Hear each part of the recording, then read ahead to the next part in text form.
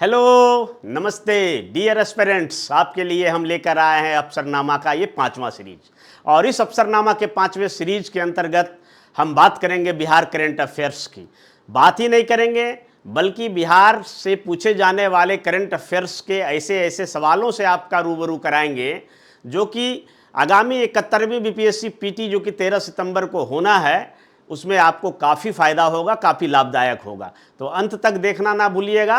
और इस 5वें सीरीज के बाद हम लगातार 10, 11, 12 सीरीज तक हम बिहार करंट अफेयर्स और नेशनल इंटरनेशनल करंट अफेयर्स पर बात करेंगे ताकि विद्यार्थियों को कम समय में अच्छी तैयारी मिल सके। और लास्ट टाइम में जो करंट अफेयर्स से 30-30 सवाल, कभी 35-37 सवाल तक जो बीपीएससी में पूछे गए हैं, उसमें आपके जो तैयारी में है वो मेरा योगदान रहेगा। तो आज से हम लगातार जो है सीरीज चलाएंगे और बीच बीच में जैसा कि मैंने वायदा किया था कि जो भी इम्पोर्टेंट चैप्टर हैं उस चैप्टर पर भी हम क्लास लेंगे। समय का अभाव रहता है, माफ़ी चाहूँगा, परंतु फिर भी मैं आपके लिए कुछ ना कुछ ज़रूर करूँगा। बीपीएससी पीटी के लिए, मेंस के लिए तो मैं करता ही हूँ, मेंस का तो मैं एक्सपर्ट ही हूँ। तो चलिए, आज इस अफसरनामा सीरीज के अंतर्गत हम कुछ चुनिंदा बिहार करंट अफेयर्स के क्वेश्चन लाए हैं जो हाल फिलहाल के घटनाओं से संबंधित है और जिसके पूछे जाने की संभावना काफ़ी प्रबल रहेगी। तो आइए हम पहला सवाल लेते हैं। पहला सवाल है, बिहार का पहला सुपर कंप्यूटर का क्या नाम है? अब आप लोगों को सोचना है जवाब और कमेंट करके नीचे बताना भी है। ठीक है, ये वीडियो स्ट्रीमिंग के रूप में रहेगा, आगे से हम लाइव वीडियो में आएंगे। तो अभी आप सोचिए, और जो स्ट्रीमिंग रहेगा, जो प्रीमियर यूट्यूब प्रीमियर रहेगा, तो उसमें आप कमेंट करके नीचे लिखते जाएंगे। तो 4 ऑप्शन मैंने दिया है। तो पहला है परम शक्ति, पहला ऑप्शन है परम शक्ति। दूसरा ऑप्शन है परम एआई।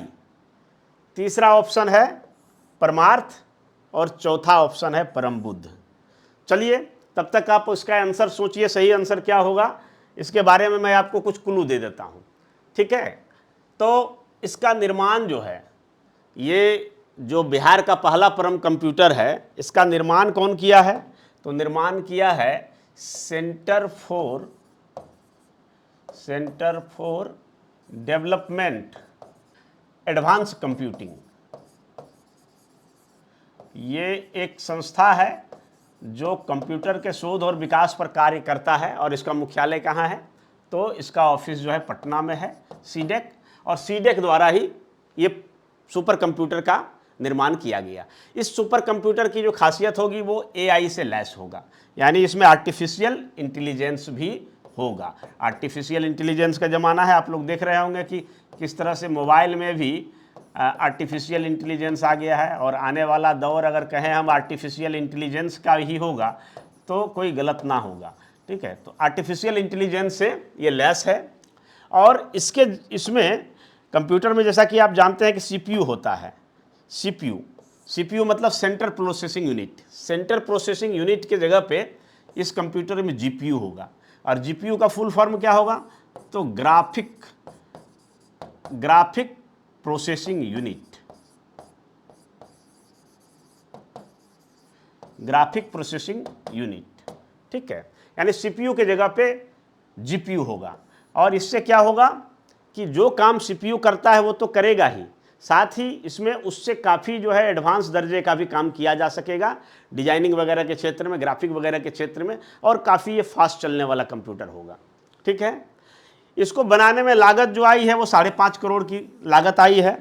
और इस कंप्यूटर के बन जाने से बिहार में रिसर्च, शिक्षा, स्वास्थ्य, पुलिसिंग सहित जो भी अन्य जटिल कार्य हैं, इस कार्यों में मदद मिलेगी। ठीक है, तो अब सवाल उठता है कि इस कंप्यूटर का नाम क्या है। ठीक है, आप लोगों ने जवाब सोच लिया होगा, और जो भी सोचे होंगे ये 4 ऑप्शन में से, तो हमारे ख्याल से सही ही सोचे होंगे। और जो अगर नहीं सोच पाए होंगे तो उनको मैं बता दूं कि क्या इसका आंसर हो सकता है परम शक्ति, परम एआई, परमार्थ? जी नहीं, इसका जो आंसर होगा वो आंसर होगा परम बुद्धा। ठीक है, तो बिहार का पहला जो सुपर कंप्यूटर है, पहला सुपर कंप्यूटर है, इसका नाम होगा परम बुद्ध। चलिए, एक बहुत इंपॉर्टेंट सवाल आप लोगों के लिए हो गया। अब हम दूसरे सवाल पर चलते हैं। दूसरा सवाल है, विक्रमशिला विश्वविद्यालय की स्थापना भागलपुर के किस स्थान पर की जाएगी? ठीक है, विक्रमशिला विश्वविद्यालय की स्थापना, पुराना वाला विक्रमशिला विश्वविद्यालय नहीं, उसको तो बख्तियार खिलजी ने नष्ट कर दिया था, जैसा कि हम लोग इतिहास में पढ़ते हैं। अब उसके स्थान पर आधुनिक विक्रमशिला विश्वविद्यालय का निर्माण किया जाएगा। तो आपको बताना है कि ये किस स्थान पर, भागलपुर जिला में होगा। ये तो मैं आपको पहले ही क्वेश्चन में ही बता दिया हूँ कि ये भागलपुर जिला में होगा। ठीक है, तो भागलपुर जिला में, भागलपुर जिला के किस स्थान पर, ये आपको बताना है। तो ऑप्शन ए है सबौर, ऑप्शन बी है नाथनगर, ऑप्शन सी है अंतीचक और ऑप्शन डी है पीरपैंती।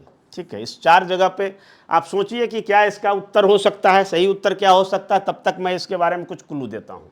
ठीक है, दिसंबर 2004 की बात, 24 की बात है, दिसंबर 2024 की बात है। ASI यानी archaeological survey of India, archaeological survey of India, इसी को हम लोग शॉर्ट में ASI कहते हैं। ठीक है, और इसको अगर हिंदी में देखें तो हिंदी में जो इसका नाम होगा तो वो होगा भारतीय पुरातात्विक सर्वेक्षण, भारतीय पुरातात्विक सर्वेक्षण। ठीक है, ये काफ़ी पुरानी संस्था है, अंग्रेजों ने ही इसकी स्थापना किया था। ठीक है, तो ASI ने इसका अध्ययन किया। 2015 में ही केंद्र सरकार ने 500 करोड़ रुपया की लागत से इसकी घोषणा की थी, परंतु जमीन अधिग्रहण में दिक्कत होने के कारण बिहार सरकार द्वारा जमीन फिलहाल उपलब्ध नहीं कराया जा सका था, इस कारण से ये योजना रुक गई थी।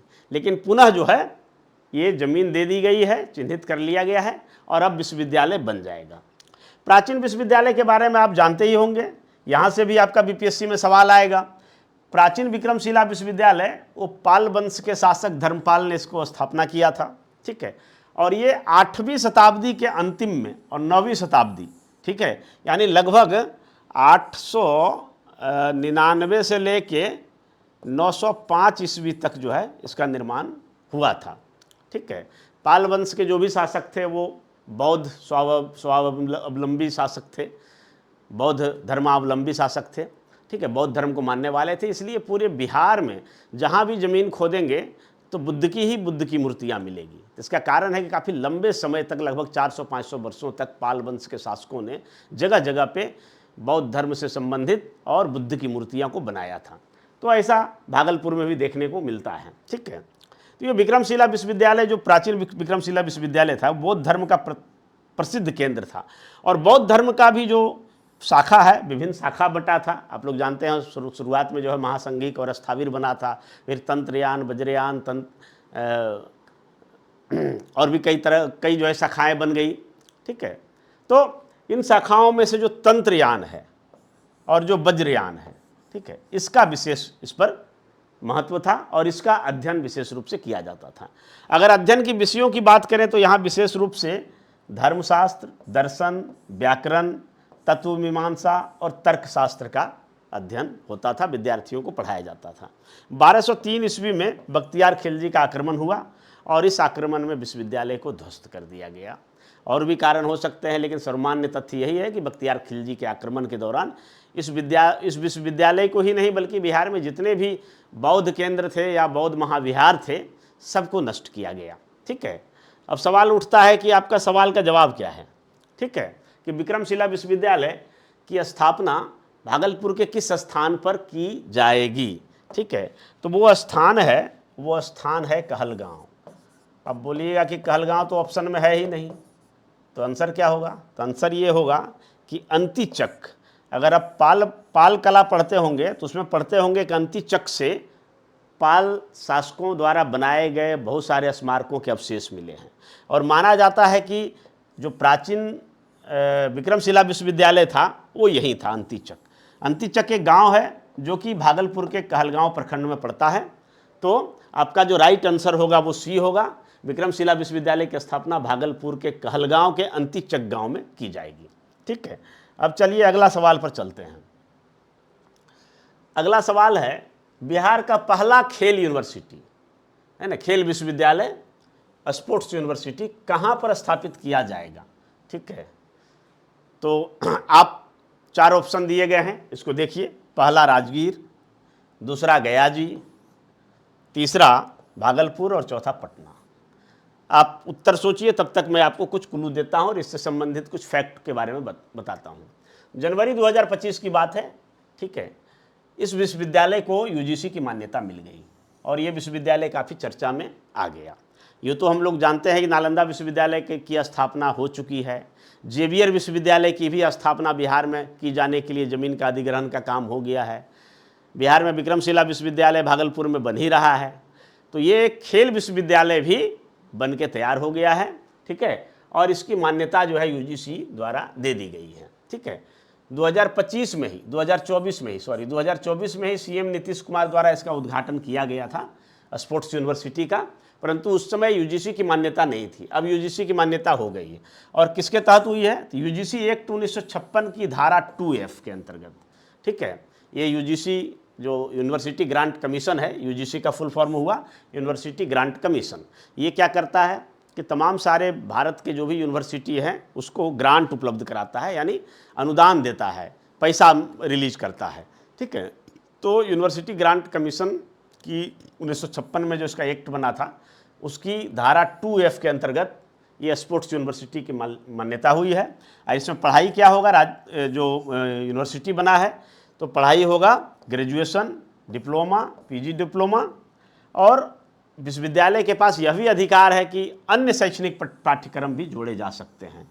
मुझे लगता है कि शायद खेल से संबंधित या शारीरिक गतिविधियों से संबंधित और अन्य पाठ्यक्रम को इसमें जोड़ा जा सकता है, जैसे योगा है, मेडिटेशन है, कई प्रकार के हेल्थ वेलनेस जो प्रोग्राम है, तो ऐसी चीज़ों को जोड़ा जा सकता है। या फिर बाद में चलकर आर्ट साइंस की भी पढ़ाई हो सकती है, कहा नहीं जा सकता, परंतु अभी फ़िलहाल खेल विज्ञान में, ठीक है, यानी स्पोर्ट्स साइंस में ग्रेजुएशन, डिप्लोमा और पीजी डिप्लोमा की डिग्री दी जाएगी।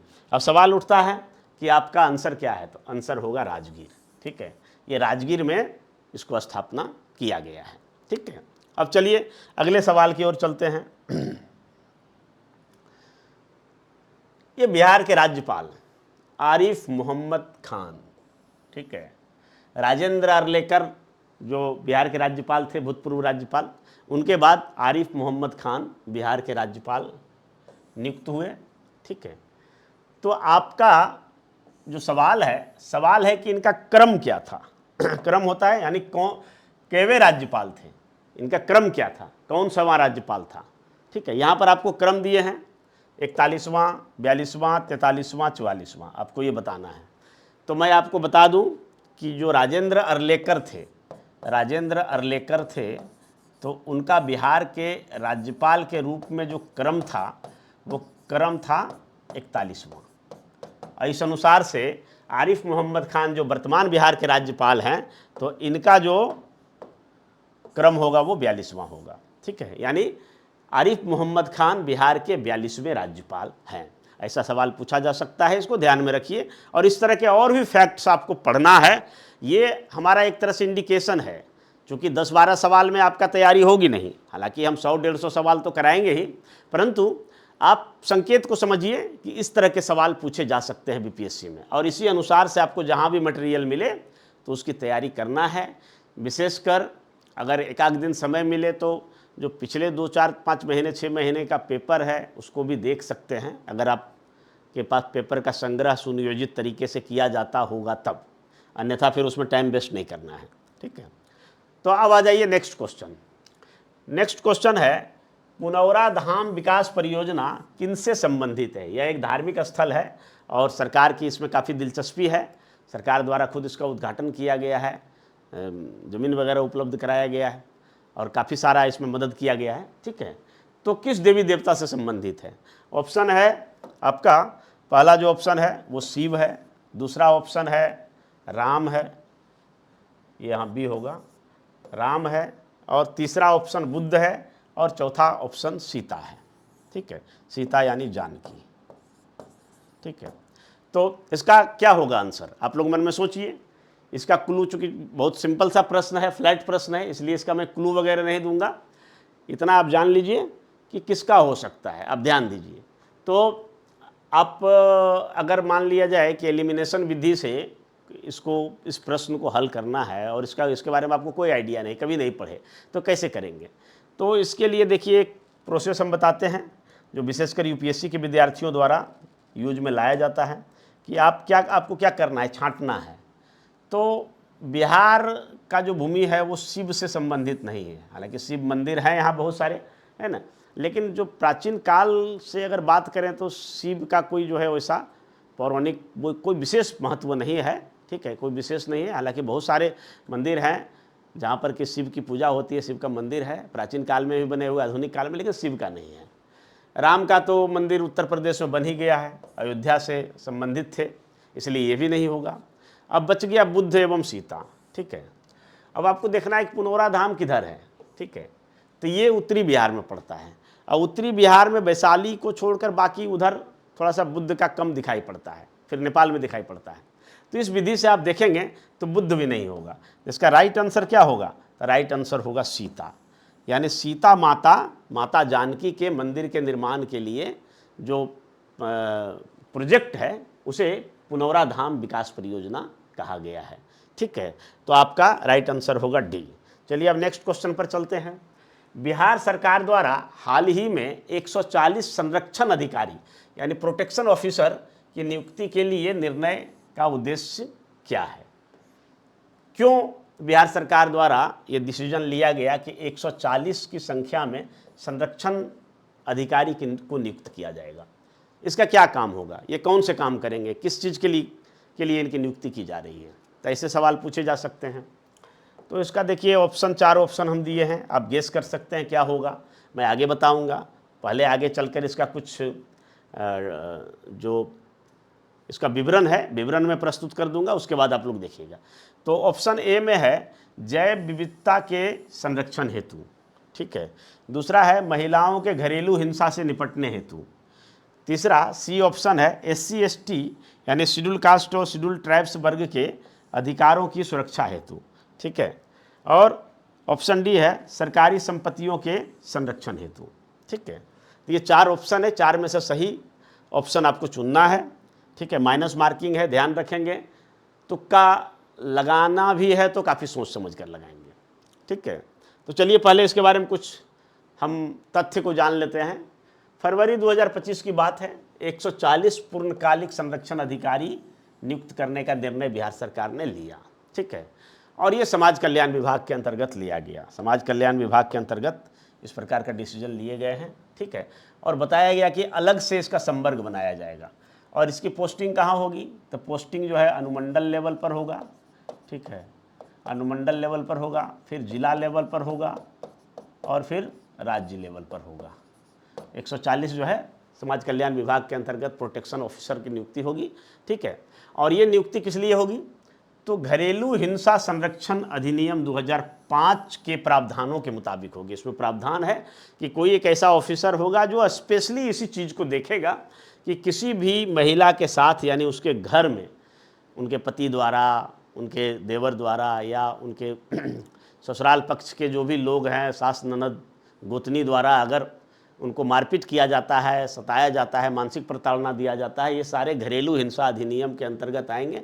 और भारत में ये सच्चाई है कि महिलाओं पर जितना अत्याचार बाहर में होता है उससे ज़्यादा अत्याचार कहीं घर में होता है, ठीक है। तो इसके लिए एक्ट बनाया गया था 2005 में, डोमेस्टिक वायलेंस प्रोटेक्शन एक्ट जो है 2005 में करके आया था, ठीक है। तो उसी के प्रावधानों को और भी असली जामा पहुंचाने के लिए बिहार सरकार का एक महत्वपूर्ण निर्णय है। और अगर ऐसा हो गया तो महिलाओं के शिकायतों को सुनने के लिए एक अलग से ऑफिसर होंगे, उनमें वो एक्सपर्ट होंगे। उनका काम क्या होगा, जो भी सजा देने वाले मजिस्ट्रेट होंगे तो उसके कार्यों में मदद करेंगे। मदद क्या करेंगे, जो भी पीड़ित महिला है यानी जिनके साथ मारपीट हुआ है तो उसका चोट जो हुआ है, चोट लगा है तो उसका चिकित्सीय परीक्षण करवाएगा। कभी कभी बहुत बार हो सकता है झूठा भी आरोप लग सकता है, ये भी हो सकता है महिला झूठ जो आरोप लगा सकती है, तो उसका जो है मेडिकल रिपोर्ट को फिर जो है भेजना होगा मजिस्ट्रेट के समक्ष और उस केस की सुनवाई वगैरह करनी होगी। और ये जो डोमेस्टिक वायलेंस एक्ट का अधिनियम की धारा 2020 के अंतर्गत आर्थिक राहत आदेश भी पारित करेगा, ठीक है। एक आर्थिक राहत जो है उस महिला को दिया जाएगा। अब ये खुलासा नहीं किया गया है कि आर्थिक राहत सरकार देगी या जिनके द्वारा पीड़ा पहुंचाई गई है वो देंगे। ठीक है, तो अब सवाल उठता है कि इसका उत्तर क्या होगा। तो उत्तर तो इतना क्लू दे दिए तो आप जान ही गए होंगे कि इसका आंसर होगा बी, यानी महिलाओं के घरेलू हिंसा से निपटने हेतु ये 140 प्रोटेक्शन ऑफिसर की नियुक्ति के लिए बिहार सरकार निर्णय लिया है। चलिए अब चलते हैं अगला प्रश्न पर। तो दिसंबर 2024 में मखाना महोत्सव का आयोजन कहाँ किया गया। ठीक है, क्योंकि मखाना बिहार का काफ़ी प्रसिद्ध उत्पाद है और इसकी प्रक्रिया काफ़ी दुरूह है, थोड़ा महंगा भी होता है, और ये इसकी सबसे बड़ी विशेषता है कि इसमें काफ़ी प्रोटीन होता है। ठीक है, और मखाना का सेवन करने से कई तरह की बीमारियों से हमें निजात मिलता है, फ़ायदा मिलता है, बहुत पौष्टिक आहार है। ठीक है, तो इसका जो है विश्वव्यापी प्रसिद्धि है मखाना का, क्योंकि बिहार के उत्तरी बिहार में काफ़ी इसका उपज होता है, पानी में उपजता है।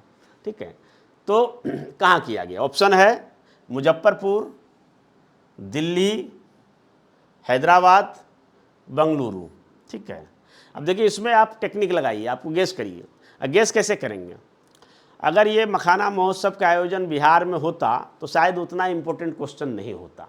ठीक है, चूँकि ये बाहर हुआ है, बिहार राज्य से बाहर हुआ है, इसीलिए इसका महत्व बढ़ गया है। ठीक है, और बढ़ गया है इसलिए मुजफ्फरपुर तो नहीं होगा। ठीक है, अब 3 है, तो 3 है, इसमें से आपको देखना है। ठीक है, कि कहाँ ज़्यादा जो है गतिविधियाँ जो है बिहार के साथ रही है हाल फिलहाल के दिनों में, तो आप पाएंगे कि कर्नाटक के साथ जो है, ठीक है, ज़्यादा रहा है। ठीक है, तो यहाँ पर दिल्ली नहीं होगा, हैदराबाद नहीं होगा, बंगलुरु में मखाना महोत्सव का आयोजन किया गया था। ठीक है, तो ये एक इम्पोर्टेंट क्वेश्चन है। अब नेक्स्ट क्वेश्चन पर आइए।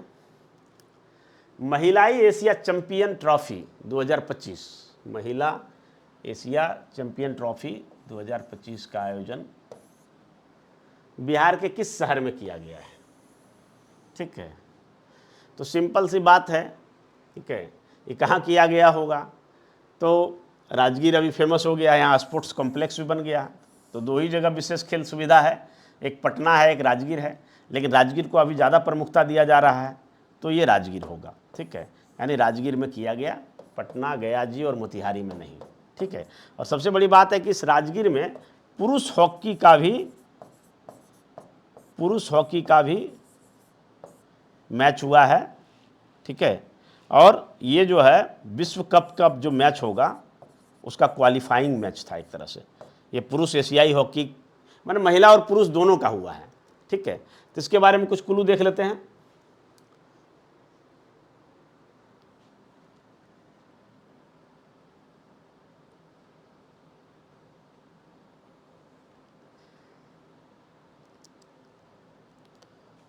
चलते हैं नेक्स्ट क्वेश्चन पर।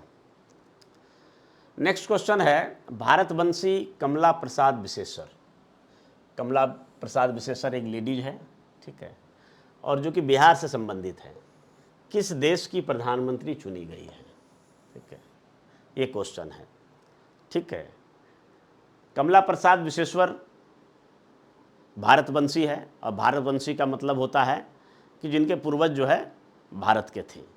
इसको अप्रवासी भारतीय भी कह सकते हैं या अनिवासी भारतीय भी कह सकते हैं।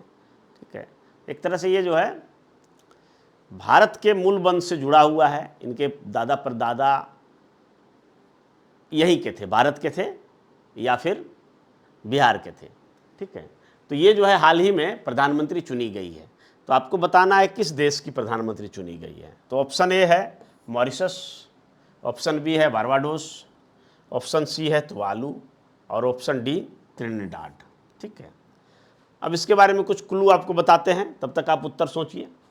ठीक, कमला प्रसाद विशेश्वर, इनके पूर्वज जो है बक्सर जिला से संबंधित थे, और यहाँ से ये लोग चले गए थे गन्ने की खेतों में काम करने के लिए, और फिर वहीं बस गए, लेकिन अपनी सभ्यता संस्कृति को आज तक कुछ हद तक जीवित रखे हुए हैं।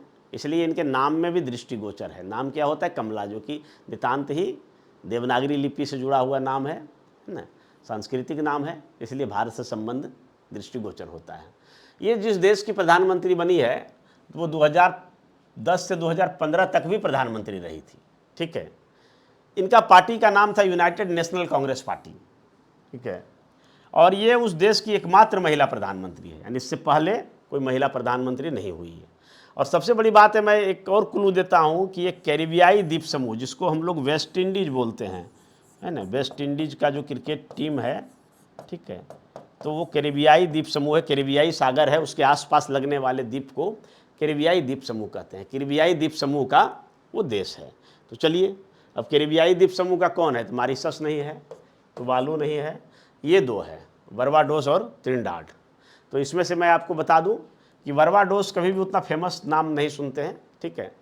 त्रिनिडाद जो है थोड़ा सा सशक्त देश है, तो यही त्रिनिडाद होगा, त्रिनिडाद एवं टोबैगो। इसका पूरा नाम जो देश का है, त्रिनिडाद एवं टोबैगो, ठीक है। तो यही की प्रधानमंत्री बनी है कमला प्रसाद बिसेश्वर, और ये दूसरी बार बनी है ना, दूसरी बार बनी है। यानी एक बार पहले भी 2010 से 2015 तक 5 साल तक ये प्रधानमंत्री रह चुकी हैं, और दूसरी बार जो है अब बनी है, ठीक है। तो चलिए अब नेक्स्ट क्वेश्चन पर चलते हैं। नेक्स्ट क्वेश्चन, बिहार में आयोजित खेलो इंडिया यूथ गेम्स 2025 का शुभंकर क्या था? शुभंकर आपको बताना है, ठीक है। बिहार में आयोजित 2025 में खेलो इंडिया एक भारत सरकार का कार्यक्रम है, तो इसका यूथ गेम्स का शुभंकर क्या था? आपको हम बता दें कि ये जो खेलो इंडिया यूथ गेम्स है, तो इसमें 2 कैटेगरी होता है। पहला जो कैटेगरी होता है वो 19 साल से कम के जो स्कूल के विद्यार्थी होते हैं, स्कूल के, और दूसरा है जो 21 साल से कम के कॉलेज के विद्यार्थी होते हैं। ये 2 वर्ग में इसका खेल होता है, ठीक है। तो बिहार में आयोजित किया गया। हालांकि इसके कुछ मैच दिल्ली में हुए थे, जिनके लिए सुविधाएं यहाँ नहीं है, जिम्नास्टिक वगैरह, तो ये सब दिल्ली में हुए थे, लेकिन बिहार में ही आयोजित हुए थे, ठीक है। तो इसका शुभंकर क्या था? ऑप्शन है गज सिंह, फिर है गजराज, फिर है शेर सिंह, और फिर है शेर खान। ये 4 शुभंकर हमने आपको दिखाए हैं। इन चारों में से बताना है आपको कि इसका शुभंकर क्या है, ठीक है। अब चलिए हम चलते हैं इसके क्लू पर। तो क्लू के बारे में देखिए, थोड़ा सा विवरण हम उपलब्ध करा देते हैं। खेलो इंडिया यूथ गेम्स, ठीक है, इसका जो स्लोगन था वो खेल के रंग बिहार के संग, खेल के रंग बिहार के संग। आयोजन कहाँ हुआ? तो नई दिल्ली में हुआ, राजगीर में हुआ, गया में हुआ, पटना में हुआ, भागलपुर में हुआ और बेगूसराय में हुआ। यानी नई दिल्ली के अतिरिक्त आप देखें तो बिहार के 1, 2, 3, 4 और 5 है ना, नई दिल्ली के अतिरिक्त जो है बिहार के 5 शहर में हुआ, ठीक है। यहाँ से भी क्वेश्चन आ सकता है कि इनमें से कौन सा जगह पर नहीं हुआ, ठीक है, तो ये ध्यान रखना है। तो राजगीर, गया, पटना, भागलपुर और बेगूसराय, ठीक है। तो ये राजगीर, गया और पटना ये तीनों मगध रेंज के हैं, और भागलपुर और बेगूसराय उधर जो है भागलपुर रेंज के हैं। तो इसको ऐसे रख सकते हैं याद। ये जो है खेलो इंडिया का 7वां संस्करण था, जो कि 4 मई से 15 मई 2025 तक आयोजित किए गए, ठीक है। खेलों की संख्या कितनी थी? तो 28, यानी 28 खेल स्पर्धाएं इसमें थी, ठीक है। और इस खेल में प्रथम स्थान जो लाया वो महाराष्ट्र ने लाया। कुल 58 स्वर्ण पदक के सहित 158 पदक इन्होंने जीता, ठीक है। और बिहार की यदि बात करें तो बिहार जो है 15वें स्थान पर रहे, 7 स्वर्ण के साथ इन्होंने 36 पदक जो है जीते, और ये 15वें स्थान पर बिहार रहे। तो खेलो इंडिया यूथ गेम्स। अब क्वेश्चन पर आते हैं कि इसका शुभंकर क्या था? तो शुभंकर था गज सिंह या गज सिम्हा भी कह सकते हैं, गज सिम्हा, ठीक है।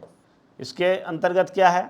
तो एक हाथी है, हाथी का ताकत प्लस शेर का कलेजा, ये दोनों को मिक्स करके बनाया गया है गज सिंह, और यही जो है बिहार में आयोजित खेलो इंडिया यूथ गेम्स का शुभंकर था, ठीक है। अब नेक्स्ट क्वेश्चन पर चलते हैं।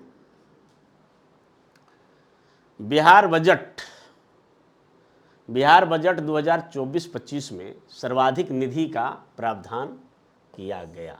ठीक है, आपको एक डिस्क्लेमर दे दूं कि आप बीपीएससी की परीक्षा देने जा रहे हैं तो दो चीज़ तो ज़रूर आप देख कर जाएं और काफ़ी गहरी तरीके से देख कर जाएं। मैं आपको इसमें मदद भी करूंगा। एक तो बिहार बजट, पिछला बजट से भी थोड़ा सा तुलना कर लेना है 2025-26, ठीक है, और बिहार का आर्थिक सर्वेक्षण, बिहार आर्थिक सर्वेक्षण, ये दो चैप्टर आप ज़रूर देख कर जाएं करंट अफेयर्स में। यहाँ से सवाल रहेंगे ही रहेंगे। अगर दो सवाल भी रहा तो दो सवाल भी आपके लिए ट्रम्प कार्ड सिद्ध हो सकता है। ठीक है, तो इसलिए मैंने एक टॉपिक यहाँ पर लाया और कुछ जो है बिहार बजट के बारे में भी हम आगे चर्चा भी कर देंगे। लेकिन बिहार बजट और बिहार आर्थिक सर्वेक्षण से संबंधित एक मेरा फुल क्लास होगा, वो डिस्क्रिप्टिव क्लास होगा। ये जो मैं आज ऑब्जेक्टिव बता रहा हूँ इस तरह का नहीं होगा, डिस्क्रिप्टिव क्लास होगा जिसमें हम पूरा बजट पर चर्चा करेंगे और आंकड़ों का जो समझ है वो भी बताएंगे। करोड़, लाख, बिलियन, मिलियन ये सब क्या होता है उसके बारे में भी बताएंगे और बिहार बजट में जो प्रावधान है उस पर भी हम चर्चा करेंगे। संक्षेप में आज भी हम कर देंगे, चल जब ये सवाल आ गया है। ठीक है, तो अब है क्या कि बिहार बजट में सर्वाधिक पैसा किस मद में रखा गया, किस मद में दिया गया। ठीक है, तो इसमें जो है पहला ऑप्शन है शिक्षा, दूसरा है स्वास्थ्य, तीसरा है सड़क और चौथा है कृषि। ठीक है, अब चलिए पहले मैं बता देता हूँ उसका आंसर ही। ठीक है, आगे चलकर हम बजट पर चर्चा करेंगे। तो इसमें चूंकि सबसे बड़ा विभाग है बिहार का वो शिक्षा विभाग है। ठीक है, और ये मानव संसाधन विकास की इतनी बड़ी चुनौती है, चूँकि बड़ी जनसंख्या घनत्व वाला राज्य है बिहार, तो यहाँ पर मानव संसाधन के विकास के लिए सरकार को काफ़ी हद तक जो है ताकत लगानी पड़ती है और उनमें से सबसे अधिक जो खर्च होता है पैसा वो शिक्षा पर होता है। इसलिए सर्वाधिक जो मद में आवंटन किया गया है, यानी बजट में सर्वाधिक जो आर्थिक प्रावधान किया गया, धन का प्रावधान किया गया है, वो शिक्षा विभाग पर किया गया है। किस तरह से किया गया है उसकी एक झलक हम देख लेते हैं, आगे हम इस पर क्लास विस्तृत रूप से लेंगे। ठीक है, बिहार बजट 2024-25 का हमने सिनोप्सिस यहाँ डाल दिया है, इसको आप देखिए। बिहार बजट 2024-25, ठीक है, 3 मार्च 2025 को उप मुख्यमंत्री सह वित्त मंत्री सम्राट चौधरी ने विधानसभा में 3.17 लाख करोड़ रुपए का बजट पेश किया। अब ये कितना होता है इसको हम आगे चर्चा करेंगे नेक्स्ट क्लास में, जिसमें शिक्षा और महिला सशक्ति को प्राथमिकता दिया है ना, यानी एजुकेशन और विमेंस एम्पावरमेंट को विशेष रूप से इसमें प्राथमिकता दिया गया है। बजट का आकार कुल मिला के देखिए तो 3,16,895 करोड़ रुपए है, जो पिछले वित्तीय वर्ष के बजट के आकार से 38,159 करोड़ रुपया 169 करोड़ रुपया ज़्यादा है। ठीक है, यानी पिछला जो बजट था 2025-26 का, 2024-25 का, तो उससे जो है इतना रुपया ज़्यादा है।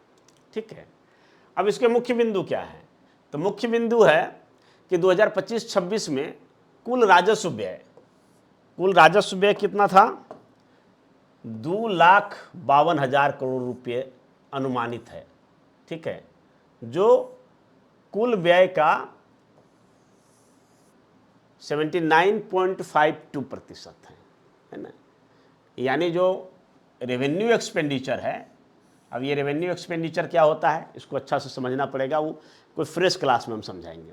ठीक है, तो रेवेन्यू एक्सपेंडिचर जो है वो 2,52,000 करोड़ है, यानी कुल मिला के ये जो देख रहे हैं 80% लगभग जो है वो रेवेन्यू एक्सपेंडिचर में ही चला जाता है। ठीक है, बिहार बजट में 2025-26 में सर्वाधिक जो रकम दी गई है वो शिक्षा पर दी गई है, ये क्वेश्चन था हमारा।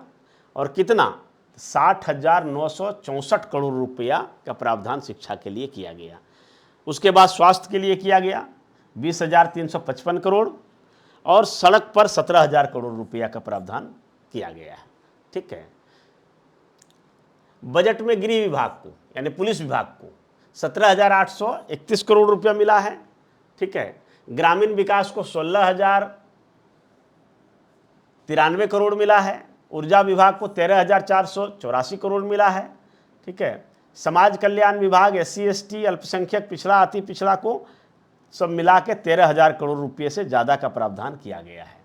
ये आपका बजट का मुख्य सिनोप्सिस है। ठीक है, ये एक तरह से कह सकते हैं सार है बजट का। ठीक है, इसको आप देख सकते हैं, इंटरनेट पर भी सर्च कर सकते हैं, या जो बिहार सरकार का बजट जो निकलता है उसमें भी देख सकते हैं। लेकिन संक्षिप्त रूप में मैंने आपको इतना बता दिया है। इस पर एक फ्रेश क्लास में मैं इसको पूरा क्लियर करूंगा और कुछ कुछ चीज़ों का टर्म का जो है अर्थ भी बताऊंगा। ठीक है, अब आइए बजट के मुख्य प्रावधान क्या थे। तो बजट का जो मुख्य प्रावधान था, महिला सशक्तिकरण पर विशेष ध्यान था। ये क्लास को छोटा करने के लिए, कम अवधि का करने के लिए ये बनाना पड़ता है, वरना PPT बनाने में मैं विश्वास नहीं रखता हूँ। और आज का भी जो क्लास है वो PPT पर नहीं है, बल्कि हमारा खुद का बोर्ड पर अपने हैंडराइटिंग में लिखा हुआ है। और मैं अक्सर क्लास वैसे ही लूँगा। PPT से क्लास लेने वाले लोग कहीं दूसरे जगह से PPT बनाते हैं, उनका कोई दूसरा बनाता है और फिर उसी पर वो अपना डेमोस्ट्रेशन देते हैं। तो मैं समझता हूँ कि वो क्लास अब तो हद कर दिया है कि बहुत सारे टीचर तो जो बड़े बड़े ब्रांड के कोचिंग है, तो वहाँ पर तो लोग PPT बना के ऑफलाइन क्लास में भी जा रहे हैं और वहाँ पढ़ा रहे हैं। भाई क्या पढ़ा रहे हैं, क्या उससे फ़ायदा हो रहा है? शिक्षक अगर मान लिया जाए कि जो कोई चैप्टर है, कोई सब्जेक्ट है, विषय वस्तु है, उसका अगर 10-20% कम भी पढ़ाएगा, लेकिन विद्यार्थी को जो है अपने मन से जो पढ़ाएगा, अपने मेमोरी के आधार पर पढ़ाएगा या अपने बनाए गए नोट्स के आधार पर पढ़ाएगा, तो उससे कहीं विद्यार्थी और टीचर के बीच जो कनेक्शन है वो उससे ज़्यादा गहरा होगा। उससे दोनों के बीच जो स्टूडेंट टीचर पार्टनरशिप की हम बात करते हैं वो ज़्यादा इम्पैक्ट होगा, ना कि जो है PPT या कुछ ऐसा जो है मटेरियल कहीं से बना बनाया ले गए। तो ये थोड़ा सा इनसे सावधान भी रहने की ज़रूरत है। तो महिला सशक्तिकरण पर विशेष दिया गया। क्या दिया गया? तो पिंक शौचालय का निर्माण, यानी ऐसे शौचालयों का निर्माण किया जाएगा जो सिर्फ महिला के लिए होगा। पिंक शौचालय प्रत्येक शहर में लगभग एक ऐसा होगा जो सिर्फ महिला शौचालय होगा, वहाँ पुरुष का वर्जित होगा। और पिंक का मतलब जैसे ही पिंक आया, इसका मतलब है कि इसमें काम करने वाले जो कर्मचारी वगैरह होंगे, सफाई कर्मचारी या फिर उसका जो मैनेजर वगैरह होगा, सब महिला होगा। ठीक है, पटना में महिला हाट खोले जाएंगे, यानी महिला हाट, और यहाँ पर सिर्फ महिला ही जो सामान की बिक्री करेंगी। ठीक है, यानी दुकानदार जो है महिला होंगी। पिंक बस सेवा शुरू होगी और इस बस में सभी जो चालक एवं परिचालक है सब महिलाएं होंगी, यानी इसमें पुरुष होगा ही नहीं। चलाने वाली जो ड्राइवर होगी वही महिला होगी और जो खलासी होगा वही महिला होगा और भी जो स्टाफ होगा सब महिला होगा। ठीक है, उसके बाद कामकाजी महिलाओं के लिए छात्रावास बनाया जाएगा। ठीक है, अक्सर क्या होता है कि आजकल पुराना ज़माना तो रहा नहीं, बहुत सारे जो है जो सिंगल वुमेन हैं जिनकी शादी नहीं हुई है, जो परिवार के साथ नहीं रहता है, और इनको किसी दूसरे शहर में अगर जाना होता है तो वहाँ पर किराया पर रूम लेना और इस तरह से रहना, और फिर उसका सुरक्षा का भी कई सारे इशूज हो जाते हैं। इस कारण से काफ़ी दिक्कतों का सामना करना पड़ता है।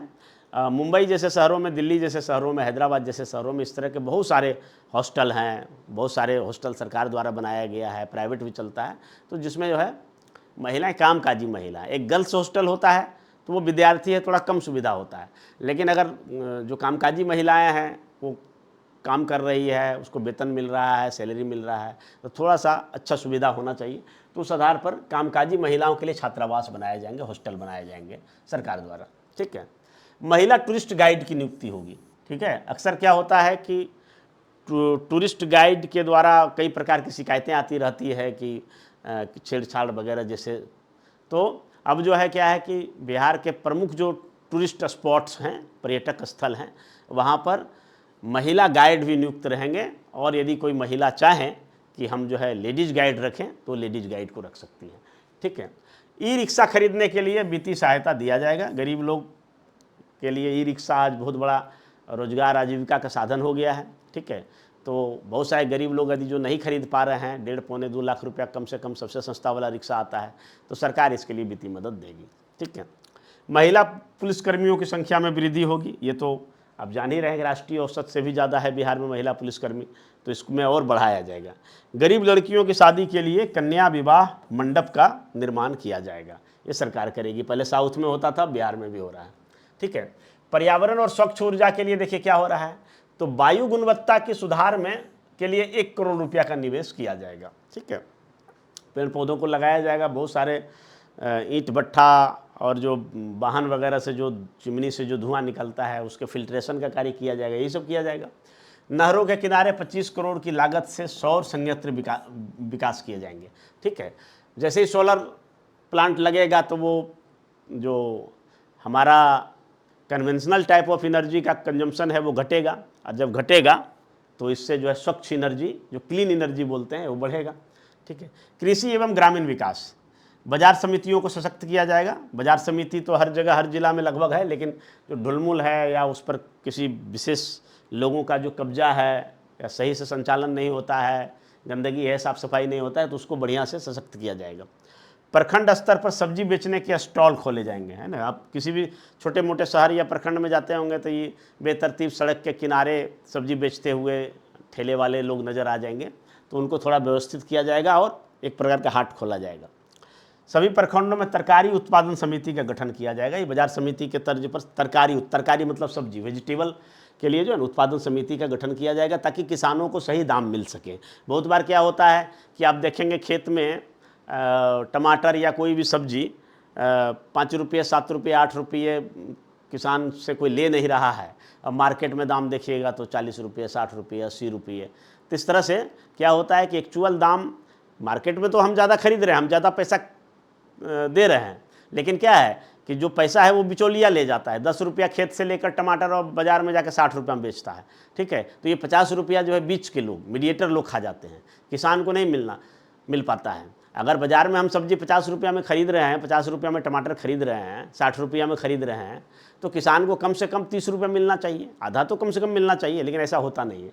तो इन सब चीज़ों के लिए सरकार नहीं ध्यान देगा तो कौन देगा, ठीक है। ये है। अब प्रवासी बिहारी और पर्यटन पर बात करते हैं। प्रवासी बिहारियों के लिए विभिन्न शहरों में हेल्प सेंटर खोले जाएंगे, ठीक है। दूसरा है कि छठ पूजा के लिए होम स्टे सुविधा को सरकारी सहायता दिया जाएगा, जिससे जो भी मतलब छठ पूजा में आते हैं तो उनको जो है लाभ मिल सके। अब उद्योग एवं व्यापार की बात करें तो कंप्रेस्ड बायोगैस प्लांट लगाने वाली कंपनियों को बढ़ावा दिया जाएगा, इन्हें हर तरह से मदद किया जाएगा। दवा उत्पादन कंपनियों के लिए नई प्रोत्साहन नीति बनाया जाएगा, ठीक है। शिक्षा और सामाजिक कल्याण की अगर बात करें तो छात्रवृत्ति जो है कि दर दोगुनी की जाएगी। SC ST पिछड़े वर्गों के लिए प्रोत्साहन राशि बढ़ाई जाएगी। स्वास्थ्य एवं चिकित्सा सुविधाओं की बात करें तो बेगूसराय में कैंसर अस्पताल का निर्माण किया जाएगा। बिहार में 108 नए नगर चिकित्सा केंद्र खुलेंगे, ठीक है। कैंसर रोगियों के लिए विशेष देखभाल केंद्र का प्रावधान होगा। इंफ्रास्ट्रक्चर और सड़क परिवहन की बात करें तो पूर्णिया एयरपोर्ट का निर्माण जल्द शुरू होने वाला है, ठीक है। राजगीर, सुल्तानगंज, रक्सौल, मधुबनी सहित 8 नए एयरपोर्ट बनाए जाएंगे। बिहार राज्य सड़क परिवहन निगम में महिलाओं के लिए 33% आरक्षण किया जाएगा, ठीक है। तो ये हमारा बिहार करंट अफेयर्स की एक छोटी सी पेशकश थी, और आगे हम जो है बिहार बजट और बिहार आर्थिक सर्वेक्षण पर भी चर्चा करेंगे, और इसी तरह से अफसरनामा के 4-5 सीरीज में हम सबसे पहले बिहार करंट अफेयर्स पर फोकस करेंगे, ताकि जो भी तैयारी कर रहे हैं विद्यार्थी, जो गंभीर विद्यार्थी हैं, जो हमारे दर्शक हैं, पाठक हैं, हमारे स्टूडेंट हैं, तो उनको सेंसिटिविटी बढ़ सके। और ये सेंसिटिविटी बहुत ज़रूरी है। बहुत सारे विद्यार्थियों को क्या होता है कि वो टालू रवैया होता है, अच्छा बिहार का करंट अफेयर से देख लेंगे बाद में, नहीं, सबको साथ लेके चलना है, सबका साथ सबका विकास, ठीक है। और आप मेहनत कीजिए, निश्चित तौर पर आप अपने भाग्य के खुद विधाता हैं, और उस भाग्य के निर्माण में आपको अगर किसी चीज़ की ज़रूरत है वो मार्गदर्शक, सच्चे मार्गदर्शक की ज़रूरत है। क्योंकि कोई भी दुनिया में महान काम किया या कोई हैरत अंगेज कारनामा किया तो निश्चित तौर पर कहीं ना कहीं से वो कला को सीखा, तकनीक को सीखा, ठीक है, और उसके लिए उसका मार्गदर्शक रहता है।